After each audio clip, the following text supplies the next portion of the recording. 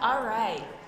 Our second session will be with Dr. Shaun Frost on the topic of health plan provider engagement. Gone are the days when health plan provider contracting was simply about service price negotiations. Today's health plan provider contracting teams must engage providers on all facets of healthcare value. During this session, you'll hear about our contemporary approach to building provider relations that will explain how the core function is essential to driving enhanced care value. So please join me in welcoming Dr. Frost. Thank you, Becky, for the introduction. I appreciate that. Good morning, everybody. So my name is Shaun Frost. I'm the Associate Medical Director for Care Delivery Systems at the Health Insurance Plan, which is kind of a funky job title, right? You're probably wondering, what in the world does that mean exactly? Well, that means that I work very closely with our provider contracting department, as well as our accountable care organization partners, to support the work that the health plan does in the areas of pay-for-value reimbursement innovation, provider relations, and then provider network management. And I am truly super excited to be here with you today because I think that this subject of provider engagement is really important. I think that it should be considered as a core function at a health insurance plan. And as such, it should furthermore be thought of as really essential to maximizing a purchaser's return on investment in their health insurance plan administrator. With that said, unfortunately, I think that provider engagement perhaps is the least well understood of any of the essential payer functions. I don't believe that it's necessarily well understood by a health plan's key stakeholders or the communities that it serves. Perhaps more concerning, though, is that I don't believe it's necessarily universally well understood by all health insurance plans themselves, as evidenced by the limited time, attention, and resources that are devoted by some payers to efforts to engage their providers in the goals of their health insurance plan. So what I plan to do during this session is to demonstrate how HealthPartners UnityPoint Health applies its unique organizational capabilities to enhance healthcare value through true partnerships with the providers in our networks. And I'll plan to share some real-life examples of the work that we do to illustrate my points. Now, what I hope to ultimately leave you with is an appreciation of the importance of collaboration to this work. And this is a point that I'm reminded of when I put my own provider hat on as a practicing physician myself, because practicing medicine is really challenging these days. It honestly is more difficult than it was when I finished my training. The pace of change on the front lines of care delivery and compliance with regulatory and reimbursement expectations are genuinely crushing physician professional satisfaction for many doctors. And the resulting complexities that this presents to the healthcare system are significant, and they're growing. Successful health plans will recognize that one of the keys to navigating these complexities is for them to ramp up the degree of collaboration with providers in their communities. Now, I recognize that you saw an image similar to this earlier this morning, but I had to show it to you because I think it's such a powerful visual representation of the power of collaboration. I also wanted to show it to you, though, because there's kind of an interesting backstory behind this image. So this photo was published in 1939 in a journal called Health and Physical Culture, and it was part of an article that described a new activity called beachobatics, which I presume is wordplay on the term acrobatics for acrobatics performed at the beach, right? And the authors of this article described beachobatics as the ideal way to achieve a healthy body and a healthy mind. Now, we're not currently offering beachobatics as a health and well-being program offering to our members, but who knows? I think this looks kind of fun. Nico, do you think this looks kind of fun? No, we don't have any beaches. We don't have any beaches.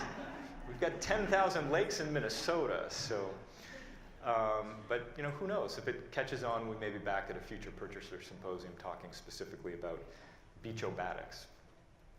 Okay, so getting back to the subject at hand, which is provider engagement, let's begin by considering what a health insurance plan's ultimate goal should be when building relationships with the providers in its network. That goal should be healthcare value enhancement that's focused on helping providers ensure that the services they deliver simultaneously optimize patient health, patient experience, and healthcare affordability as embodied by the healthcare triple aim. And this seems like a pretty logical goal in the current era of healthcare reform in which we live, right? I think it's important, though, to remember that this has not necessarily always been the main objective. Historically, health plan provider contracting teams were largely, if not exclusively, focused on cost containment through price negotiations with providers. Providers were interested in maximizing unit price for the services that they deliver, and the payers were interested in minimizing that service price. And this was often the sole substance, thus, of the relationship between those two parties, and furthermore, the sole factor in determining whether or not a provider would be allowed to participate in a health insurance plan's network.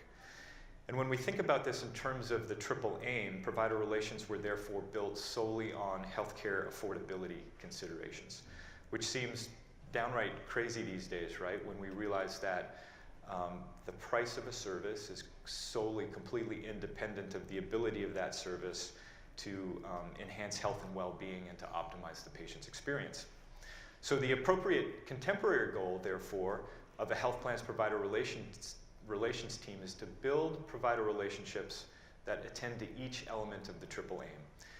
And that's not to say that service price is unimportant or that it's less important than it has been in the past. In fact, it's probably more important these days than it was ever. We can't, though, in our provider contracting and network management activities as a payer, be agnostic to the provider's ability to deliver an exceptional patient experience and maximize patient health through attention to high quality care and clinical outcomes. Now, all payers are likely going to say today that their goal of the provider relationship building work that they do is to enhance health care value through attention to the triple aim. I believe, though, that there's variability in how successful payers have been in truly moving away from that focus on price negotiations as the foundation upon which their relationships with the providers in their community are built. And this variation often stems from how they go about trying to achieve the goal, which is where I'd like to turn our attention to next. So espousing commitment to a goal is the easy part. The hard part comes into play when you think about how to go about achieving that goal. So this slide outlines two tactics and one critically important philosophy that could be considered by a health plan who might be interested in understanding how to guide its work to achieve the goal of enhancing healthcare value through provider engagement. So the two tactics presented at the top here of the slide are value-based payment reform and provider network design.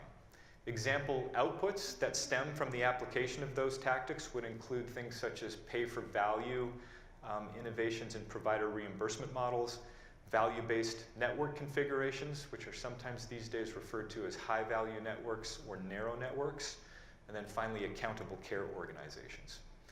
So these are bread and butter tactics, ones that I suspect anchor the provider relations strategies for all payers, and therefore I think all payers are likely going to raise their hand if asked, and they're going to say that yes, we do these things. The philosophy, though, that guides this work, in my experience, can be quite variable in the payer community, which is really important to appreciate because it's this guiding philosophy that often determines the ultimate success of a health plan's pay-for-value programs, network configurations, and accountable care organizations. So at HealthPartners Unity Point Health, we believe in a philosophy of shared accountability for provider success. And what that means is that the relationship between the health plan and the provider does not exclusively burden or solely burden the provider with responsibility for care delivery enhancements, care model redesign initiatives, smart referrals, and intelligent clinical partnerships among the highest value providers in a community, and then finally the early adoption of innovations in care delivery. So HealthPartners Unity Point Health fully embraces this concept of shared accountability for provider success. And we furthermore believe that we're uniquely positioned to employ this philosophy to truly work together with providers on enhancing healthcare value. So the story about how and why we're uniquely positioned to share accountability with providers begins actually with our foundational contracting strategy. This strategy ensures that providers assume financial risk for each element of the triple aim by simultaneously tying provider reimbursement to clinical outcomes, patient experience, and healthcare affordability. And we accomplish this triple aim risk by linking these three performance domains together so that a provider's ability to achieve payments in any one particular domain depends on their performance in the other two domains. For example, if a provider were to achieve its negotiated clinical outcomes targets, the reimbursement dollars that are assigned in the contract for that good performance would only be paid out if that provider also met its contracted cost trend targets and its patient experience targets as well. So another way to think about this is if a provider fails to meet their performance targets in any one of the three triple aim domains, they not only lose the revenue dollars that are assigned to that particular domain, but they automatically forfeit the ability to earn the reimbursement dollars that are assigned in the other two domains, even if their performance in those other two domains is good. This has become our boilerplate approach to paying providers, meaning that tying payment to comprehensive triple aim performance in this capacity would only be negotiated out of a contract in very unique circumstances. And in point of fact, approximately 90% of our membership right now receives care from providers who are being compensated in this manner. Now, 90% is a pretty high number, given that bearing financial risk in this way for providers is a pretty uncomfortable place for them to be.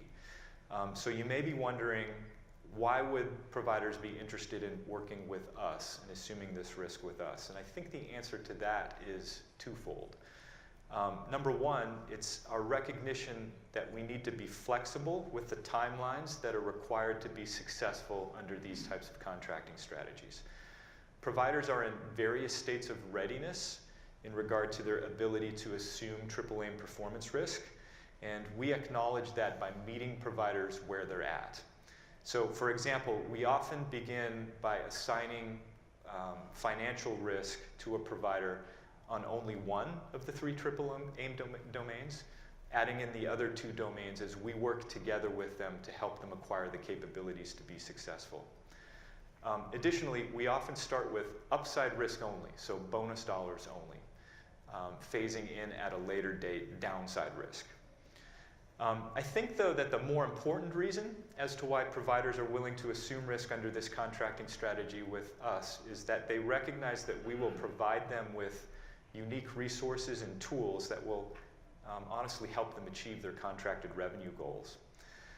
And the source of those resources and tools is detailed here on this slide, which describes how we leverage our capabilities as an integrated healthcare organization to inform the work of the health insurance plan. So many of you are likely aware that in addition to our health plan financing capabilities, we are also a large multi-specialty medical group that provides care to approximately 1.2 million patients annually in our many owned and operated primary care clinics and specialty care centers and hospitals in Minnesota and western Wisconsin. What you may not have recognized prior to today, though, is that we also operate a comprehensive research institute that's engaged in approximately 450 active studies every year.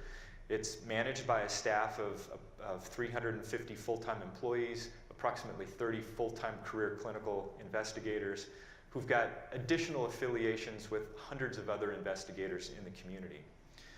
Our organizational integration of these three capabilities under a single roof provides the health plan with unique learnings and resources and tools that we regularly share with our provider partners to collaborate with them on total cost of care improvements, care delivery enhancements, and the adoption of new innovation. So let's consider next how we do this, starting first with how we leverage our organizational healthcare financing capabilities to collaborate with providers on total cost of care reduction. So this figure summarizes our approach to sharing claims data about healthcare costs with providers. Building on a foundational strategy of collaboration through true partnership, we leverage those three tactics in the center there of data production, data analysis, and data application to achieve an ultimate goal of generating data that can be translated by providers into action. So let's consider that ultimate goal for a moment. The key word there is action. Unfortunately, many of the data that are supplied to providers these days that they receive about the cost of care delivered to their patients is restricted to summary information that's aggregated up at the highest overall total population level. And although that type of data can be interesting, it's unfortunately not actionable because it can't pinpoint specific cost drivers that might be amenable to targeted process improvement project work. In order to be actionable, providers need to be able to drill down into that data so that they can determine, among other things, if price or resource utilization is driving their total healthcare costs, if a particular place of service is favorably or unfavorably affecting their affordability position, if certain disease states or conditions are more expensive to treat than others, and ultimately, providers should be able to drill down into these data to get to the level of the individual clinician and the individual patient or the individual member to determine which patients are consuming the most dollars and who the clinicians are that are providing care to those patients.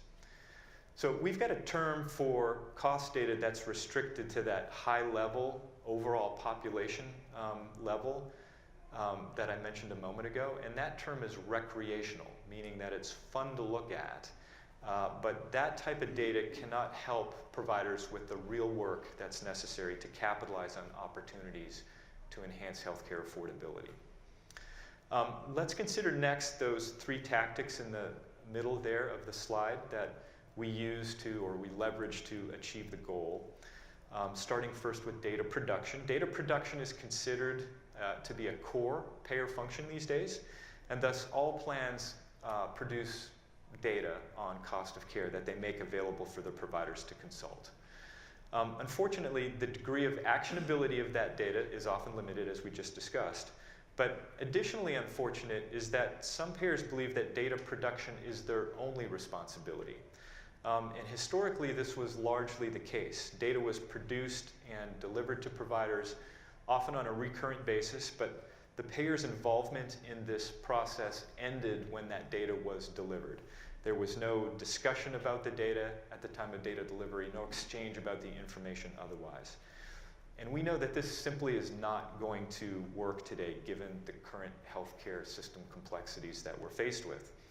If payers are going to be successful in decreasing healthcare costs, they must supplement their data production capabilities with data analysis and data application assistance. When it comes to data analysis, it's been our experience that truly actionable total cost of care data is very complex, and the analytical expertise that's required to fully understand that data is oftentimes not readily available in the provider community. Successful payers, therefore, will fill this void by offering analytical assistance as a matter of routine. And then there's this concept of data application. And application is different than analysis. Application is the process of translating the analytical results into work initiatives that capitalize on the opportunities discovered by that analysis, right? And once again, this can be a pretty complex endeavor, one in which a health plan can be of great assistance to the provider community if the plan is willing to embrace roles that historically were not necessarily thought of as health insurance plan responsibilities.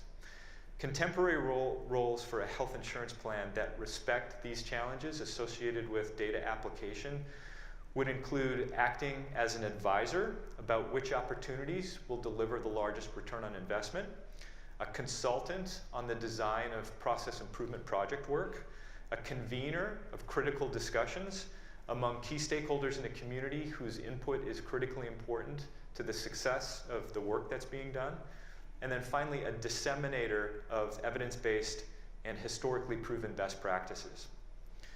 I think the best way to illustrate for you how we've embraced these new roles and demonstrate furthermore how we actively assist our provider partners in analyzing and applying the cost of care data that we produce is through a real-life example.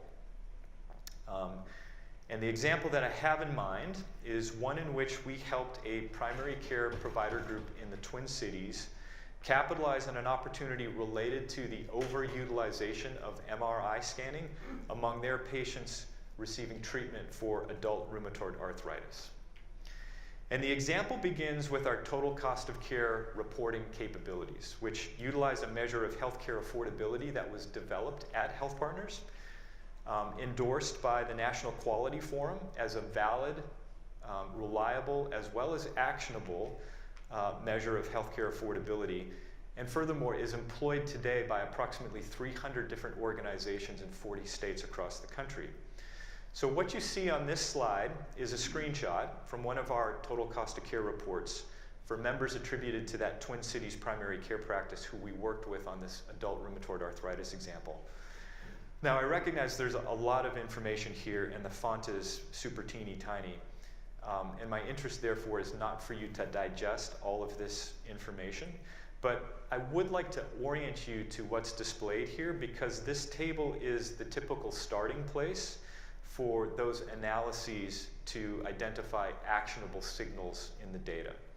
So what you see here is high-level overall population total cost of care observations for the 12,000 members that are attributed to this one Twin Cities primary care practice. And the top line summarizes price and resource consumption for all of the healthcare services that were delivered to this practice's entire attributed health plan membership during the reporting period in question. So at this level, the data is truly recreational. The bottom panel, though, starts to drill into that information by displaying price and resource use data according to various places of service. And then those middle two panels drill into the information even further by showing you utilization of various specific types of service, to include number of admissions to the hospital, number of visits to the emergency department, volume of surgeries performed in the inpatient and the hospital outpatient places, number of lab tests conducted, number of medication prescriptions filled, volume of visits to the clinic, and volume of radiology procedures conducted. So by simply looking at this one page out of the 40 or so pages that are typically included in these reports, you can start to get a sense, I think, for how complex this information is, and furthermore, how deep it is and how rich it is. So what I want to focus on, though, is what I've circled there, and I'm going to blow that up so that you can see that a little bit better. Because it's these specific cells here which demonstrate utilization of high technology radiology, meaning CT and MRI scans. And what you see here is that for the current reporting period, which at the time this work was conducted was calendar year 2014, this primary care practice's high technology radiology index was 1.09, meaning that when care was attributed, or rather when care was delivered to their attributed members, that care was associated with a 9% greater utilization of CT and MRI than what we see on average across our entire health insurance plan membership. Now, you'll also note that that high technology radiology utilization rate was above average the year prior, which is indicated by the index of 1.15 in 2013. So this was not a new signal for this particular provider. In fact, they'd been working on some process improvements that likely accounted in part for the decrease in the index from 2013 to 2014. With that said, however, they weren't satisfied that they'd identified and capitalized on all potential opportunities, And thus, we're hoping that we could help them drill further into the data to help them specifically identify what was driving the continued above average utilization of high technology radiology. So we took them next to this table from the report, which displays the highest cost diseases and conditions treated among their attributed members, ranked according to how many dollars were spent caring for those particular conditions. For example, those of you in the front can probably see that in the top row there, it was treatment for depression that accounted for the largest condition-specific spend at approximately $1.6 million. So again, there's a ton of information here, and we could spend 30 minutes alone just talking about this one table. What I've highlighted, though, as germane to this example is that 3 of their highest spend conditions were associated with above average use of high technology radiology. Those conditions are joint degeneration of the knee, ischemic heart disease, and adult rheumatoid arthritis. Now, given that the provider had recently had some discussions with their orthopedic surgery and cardiology partners about the knee and the ischemic heart disease signals there, they were most interested in that rheumatoid arthritis observation.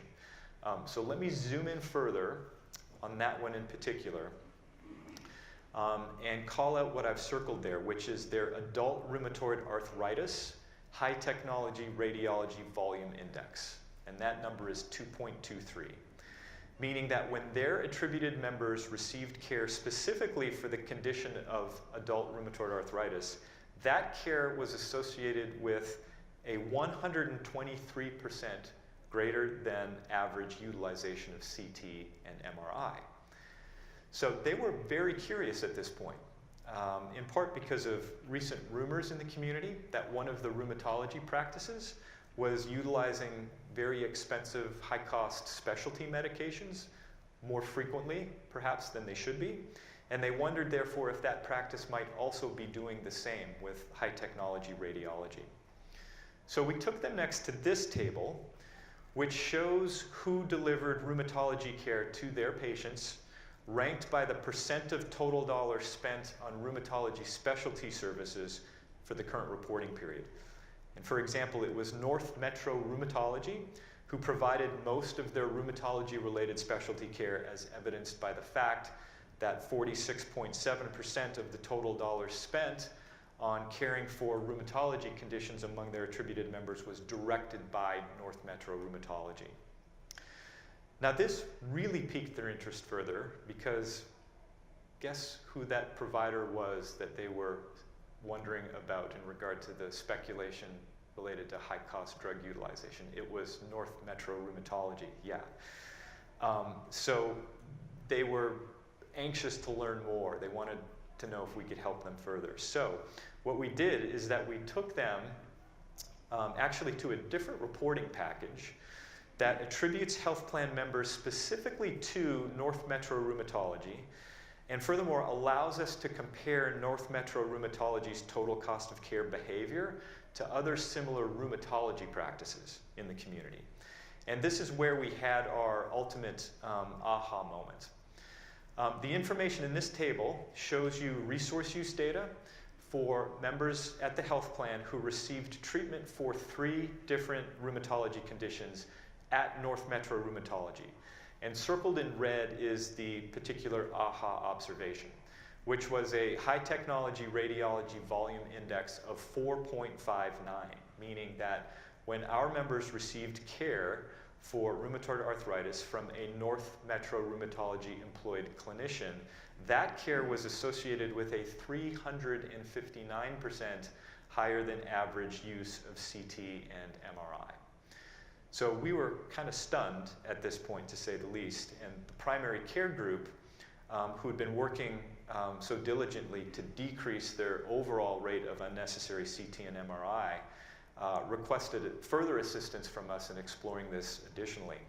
So what we did at this point is that we set up a series of meetings with North Metro Rheumatology, and we learned that there were leaders in their organization who were not fully aware of how the cost of their care decisions influenced their primary care referral partners' ability to be successful under their triple aim contractual arrangement that I reviewed a moment ago.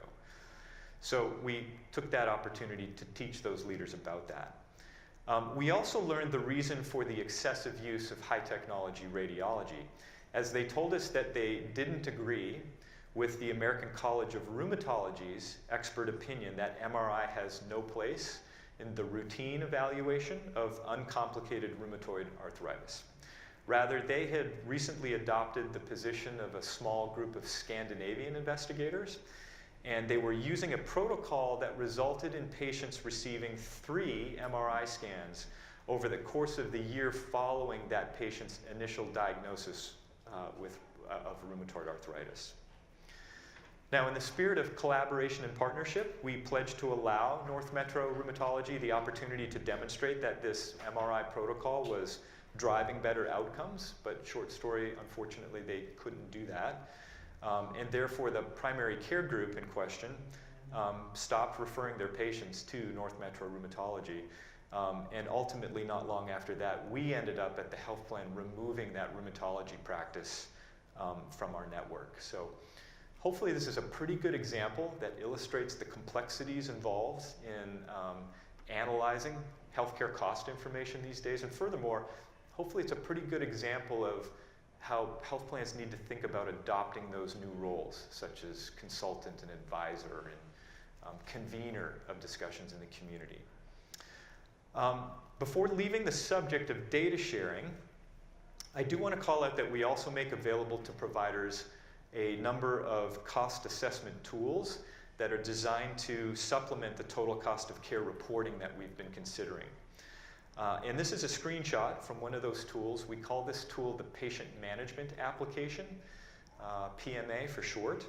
The PMA is designed to facilitate individual case management. So this tool is designed to focus on individual patients, individual members, whereas the data we just looked at and that example that we just talked about, that was largely a population health example and opportunity. So this tool is loaded with all of the same data that's used to create a provider's total cost of care reporting. The data, though, is presented in an electronic tool that allows the provider to engage with the tool and do custom analyses. The data can be cut down to the level of the individual member. It can also be cut down to the level of the individual clinician, and then it can be aggregated in a variety of different ways.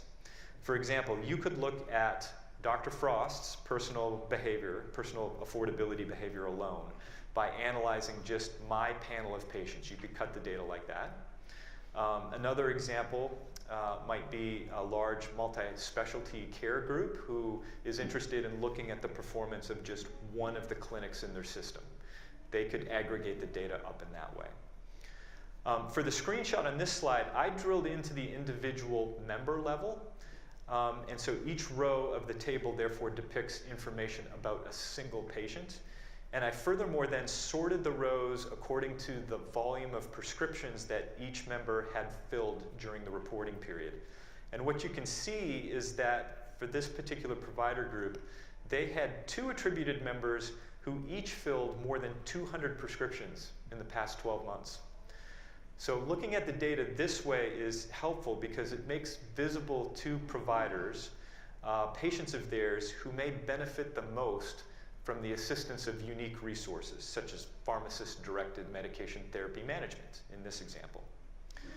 Now, consistent with our strategy to actively assist providers with data analysis and data application, our health plan case and disease management team regularly uses this particular tool here, and furthermore routinely offers one-to-one consultation and advice to providers about how to integrate this tool directly into their own care coordination and individual patient case management activities. So we're getting close to the end, but I can't conclude the presentation this morning without first showing you, as I promised earlier, how we bring to bear our capabilities as a care delivery organization and also as a research institute when sharing accountability for provider success. So this slide presents just some of our own medical groups' recent care model redesign and care delivery enhancements that the health plan has openly shared with our non-owned contracted network providers. For example, the health plan recently advised the provider community about an innovative genetic testing initiative that was created by and deployed in one of our owned hospitals that places genetic counselors directly into the hospital laboratory who are available to the providers that are ordering the genetic tests to help them make sure that they order the appropriate tests. This is kind of innovative because genetic counselors, by and large, work exclusively with patients, counseling patients, right? So this has been really exciting work for us. It's decreased our rate of unnecessary genetic testing, while in the process positively impacting the patient's experience because we've been able to avoid unnecessary tests and unnecessary blood draws and procedures associated with that. Another example is our Healthy Beginnings program, which was developed by our own obstetrical group to identify opioid use in pregnant women, which places their babies at risk for addiction to those substances at the time of birth. And that's a problem that's known, unfortunately, as neonatal abstinence syndrome. Our obstetricians who were responsible for developing the program recently assisted one of the health plan's non-employed contracted provider groups with developing and implementing a similar program in their own system. And furthermore, our obstetricians have consulted with numerous other providers who expressed an interest in learning more after the health plan widely shared information about this work with the community. And then I'll just cite one final example, which is related to chronic kidney disease. Our own nephrology group has recently created and deployed a novel care coordination model for patients that are entering the end stages of chronic kidney disease and transitioning to dialysis, for example. And that work has resulted in a marked decrease in unnecessary admissions to the hospital, as well as unnecessary visits to the emergency department. And again, the health plan has shared this work widely with the community, and as a plan, we've served as a broker for additional meetings and communications between interested providers and our own nephrologists responsible for conducting this work. So finally, I'd like to share just one example with you about how we've recently leveraged our capabilities as a research institute when collaborating with providers. So this slide presents a screenshot from a point-of-care clinician decision support tool that's embedded directly into the electronic medical record that was designed and studied by our own researchers. The tool's called the Cardiovascular Wizard, and what it does with a single mouse click at the point of care is collate a huge amount of current as well as historical patient-specific information to present the provider as well as the patient with up-to-date, contemporary, evidence-based advice on how to decrease that patient's unique 10-year risk for developing cardiovascular disease. We recently gave this tool to one of our contracted providers in our network who we knew was struggling to reach their clinical outcome goals for hypertension, diabetes control, and hyperlipidemia, which are all risk factors, obviously, for developing cardiovascular disease. We furthermore provided funding for the installation of the tool into their electronic medical record, space on our servers so that they could conduct the necessary data analyses, and content matter expertise from our research institute to assist with the setup and the training of their personnel on how to use the tool. And guess what happened? Their clinical outcomes got better. I wouldn't claim the tool was exclusively responsible for that, but I know that it was in part responsible for them improving on those clinical outcome goals that they were struggling with earlier. So this brings me to the end of my presentation. It's been a pleasure to be able to spend this time with you today. I really think my work is fun. I'm jazzed about it. It's great for me to be able to talk about it. I hope that I've shed some light on the importance of provider engagement by health insurance plan. And furthermore, hopefully demonstrated a contemporary, triple aim-based approach for how payers can build truly productive relationships with the providers in their communities. I really do think, sincerely, that payer and provider collaboration is one of the keys to reforming what's not working well in our complex healthcare system these days. And as such, I'll leave you with this African proverb, which I think does a pretty good job in succinctly conveying the power of shared accountability and collaboration. So thanks for your attention, and I've got about 5 minutes left for questions. If anyone would like to ask questions, or if anyone would like to make a comment, that'd be wonderful as well. Yeah, Shaun, you gave a great example of a case where a care provider came to you and they thought something was going on in their data and they asked you to help dig into it a little more. Do you have any other instances, or is it prevalent also where you might do some sort of broad review of that data and then go to and bring up the ideas and say, here are some things that you might consider addressing? Can you talk a little bit about that? Yeah, that's a really good question, Doug. I appreciate that. So it's as a matter of routine, more so the former than the latter in regard to who surfaces the potential opportunity, meaning it's usually the health plan, through, again, embracing this role as data analysts that finds these signals, as opposed to the provider reviewing the data and seeing it themselves. That happens, but it's much more common for the health insurance plan to surface those signals. And we, in keeping, again, with our commitment to data analysis, we keep a regular meeting cadence with all of the contracted providers in the communities that we serve. We go out once or twice a year. We're happy to go out more times if the provider would like. But at a minimum, we go out once or twice a year, and we bring to them their current total cost of care report. And we present to them our analysis of the report. Now, what's important to recognize in regard to the complexity of this at this point in history in our healthcare system is that this is claims data. And it's really great. It's showing variation from one practice to another. But it can't tell us, because of its limitations, whether or not that variation from one practice to another is delivering higher quality clinical outcomes, is consistent with provider adherence to evidence-based best practice. It just can't tell us that. We need to combine the claims information with information that providers have that comes directly from their electronic medical records. We need to combine it with knowledge they have about the populations that they serve and the uniqueness in the communities in which they operate. Because the claims data is not the final say. It's hypothesis generating. I often get frustrated when I'm looking at the claims data because I get my nose right up against it and I think I know what it's saying, but I don't know for sure until I'm able to combine that with other inputs, other information. And that also is a really good illustration of why collaboration is critically essential, indispensable these days. So these meetings that we have with the provider community on a regular basis are designed to do that sharing of information as well.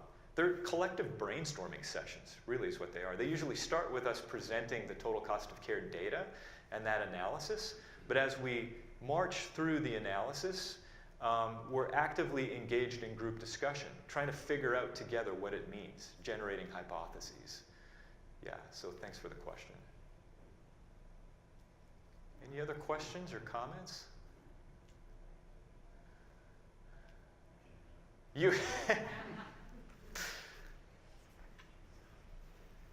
Just thinking through, so those paper reports, I think you mentioned they get to be quite thick. There's a whole bunch of them. And I'm sure that they're available electronically. Can you talk about any examples of whether it's Unity Point Health or maybe other partners in Iowa that would have access to those in some other way and how that interaction might be fostered between us and them? Yep, so yeah, today the reports are all available electronically. There's a provider portal, that's the terminology that we use, where all of the providers that we work with can access this reporting, as well as a tremendous amount of additional information. In fact, I often think that going into the provider portal, you need a life jacket because you probably can sink quite quickly in there, which again illustrates why a health insurance plan needs to respect that and understand that, because it gets complex really darn quickly. But yeah, so that's how we make the data available. It's all available through the provider portal. Your question makes me think of an exciting contemporary or current development that our informatics team is just completing right now, and that's transitioning away from so-called paper reporting, or if it's electronic, like in a PDF format, to making the data available in an engageable platform, electronic platform, consistent with that patient management application tool that the provider can engage with. So if you're familiar with Tableau, yeah, so some people are familiar with that. To me, not being tremendously computer savvy, it looks like an Excel spreadsheet on steroids, right? But we're navigating or moving that information into a Tableau format, which is going to increase the actionability of that information exponentially, because providers will be able to cut and slice and dice that according to what their specific interests are in learning about what the information can show. But again, the flip side of that coin is we're also increasing the complexity, like exponentially, by doing that. And so it's going to be really important that we attend as we roll that out to recognizing the need to help providers, again, make sense of the information. Just furthermore highlights the importance of the resources and the time and effort that as a provider contracting team and department that we devote to these activities. Any other questions or comments? Yes? Sure. A lot of the examples that you gave make sense, come from Minnesota. Is the volume of data that the health plan has been able to collect in Iowa, I think they can hear me. Camera can't. Is the volume of data that you've been able to collect in Iowa enough to create actionable results? Thank you. Yeah, I can restate your question. So the question was, given our relative newness still in the state of Iowa, is the volume of data that we have available at this current time as actionable, perhaps to paraphrase what you said, as the data that we have in Minnesota? And the short answer is it's definitely actionable, okay? Is it as actionable routinely for all providers? The answer is no. Because what happens here, to cite again the example, as you probably can imagine, as you start to cut down into more specific levels of granularity, down to the individual clinician level, down to the individual disease state, rheumatoid arthritis, down to the level of the individual member, your n sizes start to get smaller. So to the extent that you can start with a very large overall population n size, each time you cut down and go further down to a further level of granularity, you still have large enough n sizes to have confidence that the signals you're looking at are an accurate reflection of what's happening. So that's the limitation we have as we're building our presence in a new geography. So the data is definitely actionable, but it loses some of its gusto when you cut it down for some providers who may have a small overall starting population attributed n size. It honestly does lose its gusto a little bit, to be fully transparent. But we're hopeful as our presence grows here and our membership volume grows, it will overcome that limitation in the process, which is a limitation for any data when you start to think about the importance of volumes and n sizes. That's a good question, though. Thank you. Any other questions or comments? Okay, I'll be around at lunch, so if you have anything else, just feel free to approach me. Thank you.